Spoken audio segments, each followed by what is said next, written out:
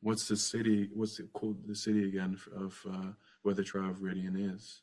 The Meridian. the city of Viridian. Oh yeah, the city of Viridian. I mean, Yeah. the city of Viridian was built.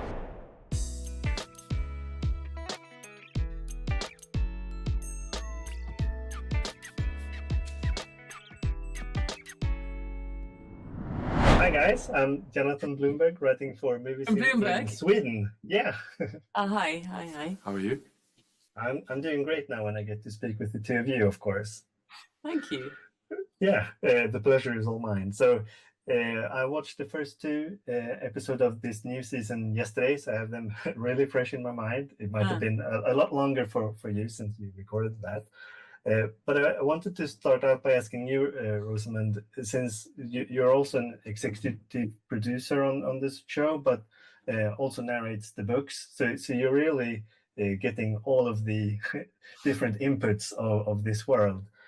Do they ever like inform the way you act or take in the scripts when you act on the show? The books, I think knowledge of the books does definitely inform the way we play the characters. And it also makes us discuss with Rafe what we'd like to see in a season. Scenes in the books that we love that we'd like to include or nuance. Mostly really nuance is from the books that we feel are kind of vital to express in the show. I've been wanting to, as well as Moraine's mystery, I want to get those little stabs or flashes of her ruthlessness. I think she's very, very calm, but we need to see what she's capable of, which we get in little glimpses.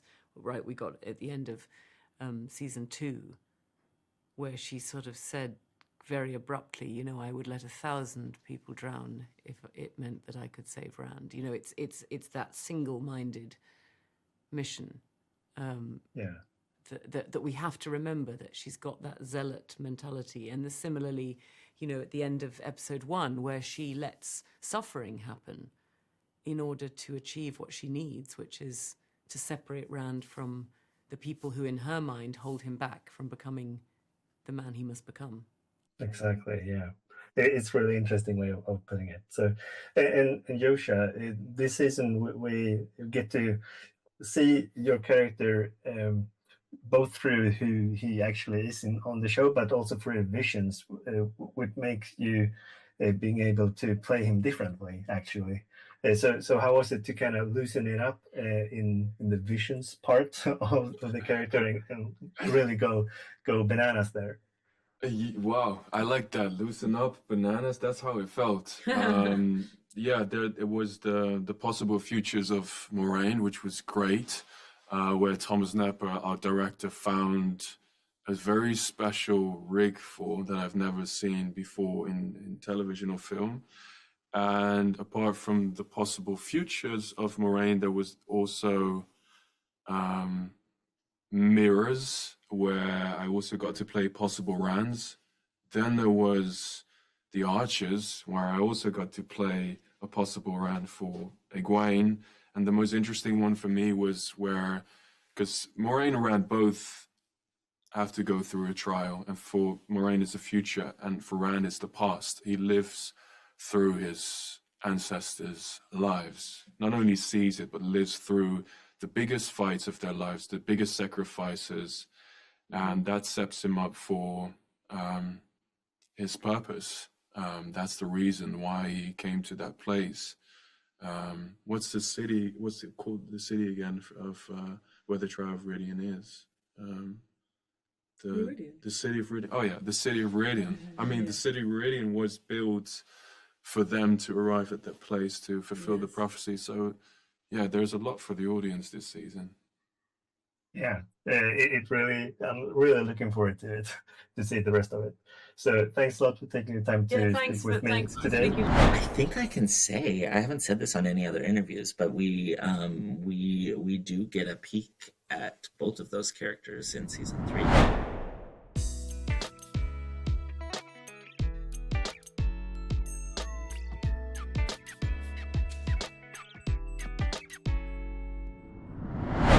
So, hi, I'm Jonathan Bloomberg, writing for movies in Sweden. Hello. Nice to Amazing meet you. posters and Yeah. pictures and Yeah. Thank you. And it's amazing to be able to get to speak with the two of you. I've watched the first 2 episodes of this new season yesterday, so I have them really fresh in my mind, and I'm really liking the way we started out. Being a Swede, though, I wanted to start with asking a bit about working with Alexander Karim and Fares. And I know you, Natasha, you spent many scenes together with Fares last season. So how was I loved yeah working with him. how was that? There was like I thought there was such a chemistry, Ah. very naturally so. It's not like we had lots of time to get to know one another before or rehearse loads or anything. And yeah, it was really genuinely so flowy with him, having these scenes with him. And yeah, sort of wish there was more, but I understand that we're on You killed him. Well, look, we can all play the blame game. But I it had do to think, happen. you know, he was so special for the show because he's our first kind of big bad guy, and we really, I remember early conversations with him even when he came to visit in season 1. I had seen him in Chernobyl, and he had this ease about him, and I was like, you know, when we first sat down, I was like, don't think of it like a big fantasy show. Think about it like you think about Chernobyl. He's just a guy, and he's just trying to make the world a better place, he thinks. And Fares brought so much humanity to that role. I mean, he's doing these terrible things, but even more so than Lanfear, I feel like you could see why he wanted the world to be this way, and he's sort of the ultimate nihilist. And I think Tormented soul. yeah, the way that the two of you interacted was just really wonderful. And then Alex Karim, who plays Luz Theron, obviously Lanfear also has a lot of history with, although we haven't seen them on screen together yet. But you know, he is one of the most important characters in the books. He's the past life of Randall Thor the dragon. So I think I can say, I haven't said this on any other interviews, but we do get a peek at both of those characters in season 3. Oh, that's really fun to hear. And on that note, actually, I have a friend who's a massive fan of the books, and he said the one thing you just need to ask is, will we ever get to see the Green Man? Because he understands that that's a complicated guy to get in there. But if there was one thing I should ask, that was the question. I believe that there is online content available at Prime Video that he can go online and see one of the animated shorts that has a little glimpse of the Green Man in it. That's great to hear. So I'm really looking forward to see where we will take it this season. So thanks a lot for taking your time to speak with me today, and best of luck with the premiere. Thanks so much. Thank you. It's a sort of scene that you normally put at the end of a season. Right. I was like, they're confident. They're putting this right at the beginning. And so I just thought, where are we going to go after this?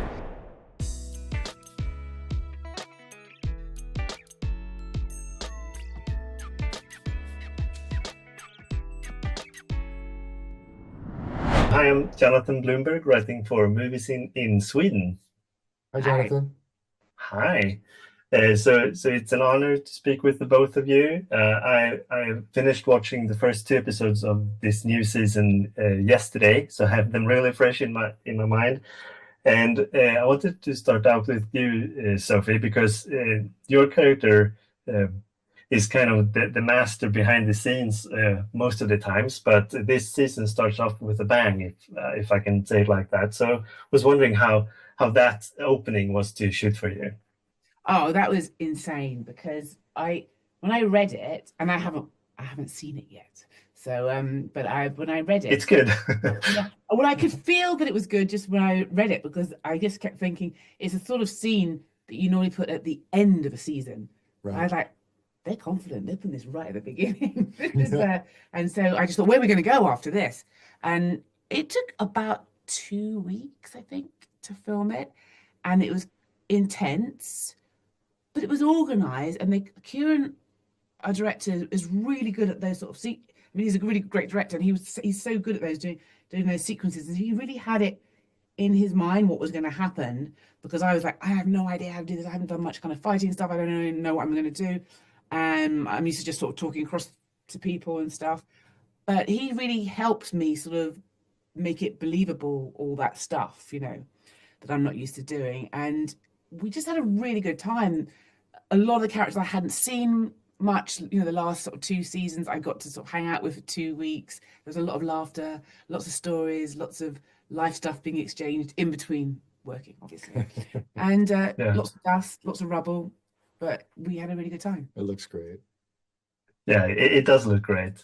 And Daniel, for you, it's kind of you've been out doing the action scenes for a while already, but you guys basically get to sit and have a drink and relax for a little bit at the start of this season, which isn't something that they do very often. And it's basically what they are fighting for, to be able to have those moments after they're done fighting.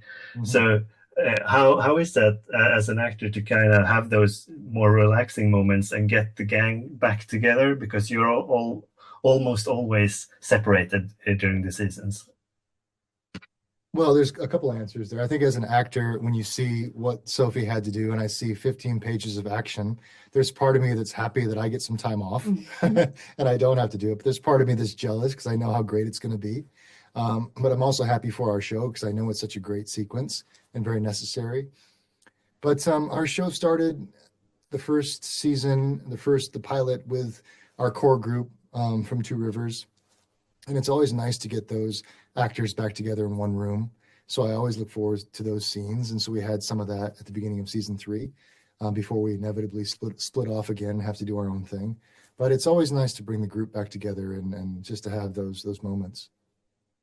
Yeah, and I really loved it as well for that specific reason. I know, Daniel, that you've also previously spoken about how you kind of dreamt about being the guy getting to save the princess, like going into acting and realizing that wasn't going to be easy to find those roles. Yeah. And then this season came along, this show came along. So how much does this mean for you and maybe other actors in like you to have this representation on the show?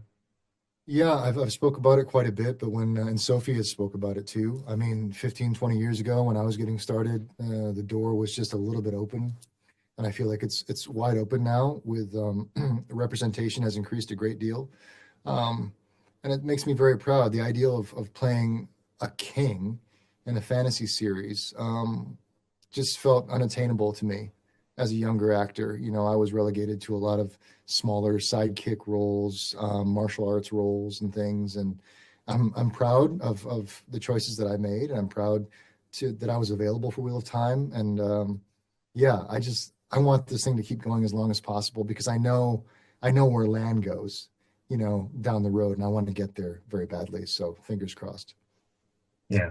Thanks a lot, both of you, for taking the time to speak with me today. And best of luck with the premiere now. Thank you. And I hope you like the sequence, Sophie, when you see it. I might watch it at lunchtime. Yeah. That's what I'm feeling like now. Yeah, you should.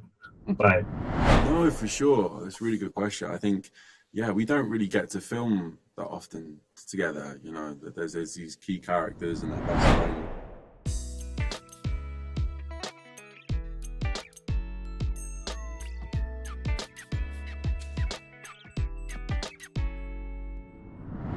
So, hi, I'm Jonathan Bloomberg, writing for movies in Sweden. Hi, Jonathan. How are you? How are you? I'm doing great now, and I get to speak with the two of you, of course. Oh, thank you. Thanks. Yeah. So I just watched the first 2 episodes of the new season yesterday, starting with a bang as you ended the last season. So I felt happy watching all of the guys back together. So I can only imagine how that feeling must have been for you guys, like at least especially for you, Marcus, who started off many years ago, and then recording together again. So I was wondering how that was for you to kind of see how far you had come and now grown into your characters? No, for sure. That's a really good question. I think, yeah, we don't really get to film that often together. You know, there's these key characters and they're best friends, but the storylines are so spread out that you're sometimes in different kind of countries or continents. So yeah, those moments where you know, those kids that we met at the start of season 1 back in 2019, to have them just sort of sat around having a couple of pints is really lovely, especially in the show, yeah, where you've got, you know, massive sort of battle sequences and visual effects and new creatures and new characters. To get that moment of, I don't know, tranquility of just a few of the regular folk sitting down talking is lovely. It's lovely as just like an actor to get to act with like Dónal and Josha and Zoe and Maddie and Ceara. It's lovely. So I think those moments are really, they feel quite precious on the show. Yeah, I agree. Do you agree as well, Dónal? Do I like working with you? No, they're maybe my favourite days on set, to be honest. And I think there was a great sense of those are some of our first days on set, and like we had all kind of returned to the Czech Republic to start work on season 3, and it felt really nice that, you know, that we had that time together as a group before, you know, each kind of character realizes that they have a duty to themselves to investigate like their path, or to kind of, that there is a responsibility waiting for them somewhere else in this world and that. But I think there is such a kind of a human aspect that you see in those kind of first step, that you know, that kind of social, them socializing in the first episodes, that I think is like it allows you to kind of go to remember like what age they are, where they are in their lives, and if they were living in this world, like kind of that is what they would hopefully be doing all the time, and just kind of like enjoying, you know, enjoying the present. Remember what they're actually fighting for, basically. Yes, yeah, exactly. Yeah. So looking back just a little bit, since the last time we saw you guys, you were fighting against one of my countrymen, Fares. Yes. So I was just wondering how it was working with him last season and not being able to do that this season now. Yeah, he's amazing, man. I think the amazing thing about this show is there's so many characters coming in, and you get these sort of veterans who come in who have these incredible roles, and they just, a bit like Lio came in, to play Gideon, and Fares was just, I had a scene with him in this sort of carriage, I think, in like episodes 2 or 3, and he kind of works on his own kind of pace, and there's a confidence of actors that are a bit older and have been doing a bit longer that, I don't know, almost kind of instills within you a certain level of confidence. And there's a pacing on a show like that where you've got a lot to get through. You've got wolves, you've got kids, visual effect shots. I know Fares he's never in a rush, but he's so gentle and calm. He's kind of like Zidane, like the footballer. Of acting. He's just so cool, man, and just like a really nice guy as well. Yeah, he, you know, I felt like I probably learned stuff from him on those kind of few days that we had together towards the end of season 2 in episode 7 and 8, where I think he had like just a really generous kind of spirit in the scenes, and that like he you know, he feels like an actor that is kind of surprising himself, because he can kind of move in any direction in the scenes, but also it's like, you know, I think like there's a like great confidence in like when you're in the scene with him, because I think his vision for what he wants to do to the other person is, it's just so well realized. Like he's just a really generous actor, and a great vibe and a great kind of energy on set as well. I'm really happy to hear that, and so so happy that you took your time to speak with me today, and also looking forward to Young Sherlock. So best of luck with the premiere of this one, and looking forward to that as well. Thank you very much. Thank you. At the end of the day, to watch the episodes back and see all the incredible work of the VFX, because it really brings everything to life, and they do the most incredible job.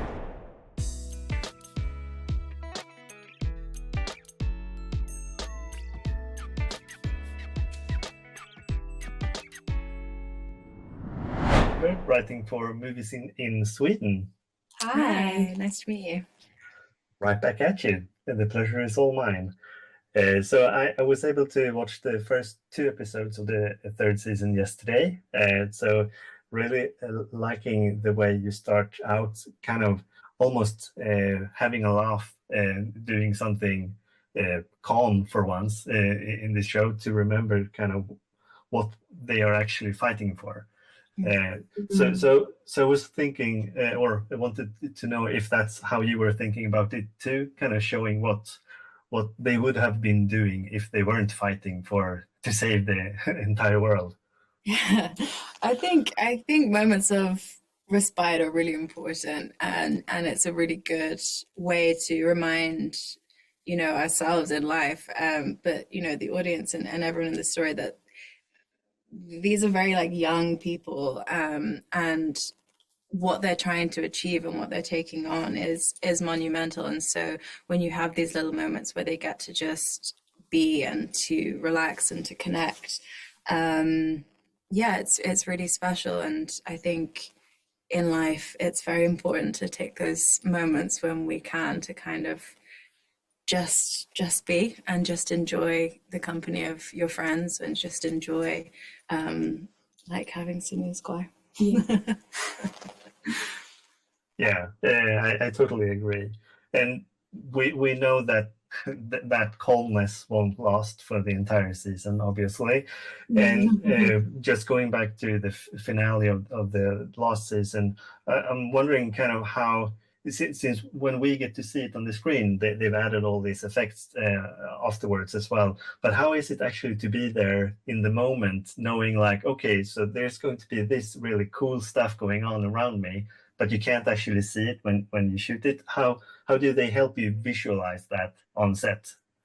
I think a lot of it does have to be in your imagination. You have eye lines, and especially for working with the One Power and all of the channeling VFX, we work with a movement director called Scarlett Mackham, who is incredible, and we all kind of work out how our movements will connect to the visuals, and what the feeling of the One Power is like, and a lot of it has to be, you have to believe it, you have to really dig into what that is, otherwise it's not going to work. And it is really amazing at the end of the day to watch the episodes back and see all the incredible work of the VFX, because it really brings everything to life, and they do the most incredible job. And we are really lucky because a lot of the world around us is fully realized. Yeah, I think for as much as we have to imagine there, we're also incredibly lucky that there is a lot of practical things that are happening, and particularly I guess helpful things within fights and things like that is there are explosions, and there are things flying, there are people, very skilled people flying through the air, and that is incredible to have that, and the world that we're in, like the streets that we're walking down, is all real and tangible, and you can touch it and engage with it. So it's kind of a balance between the two things, but we get given a lot.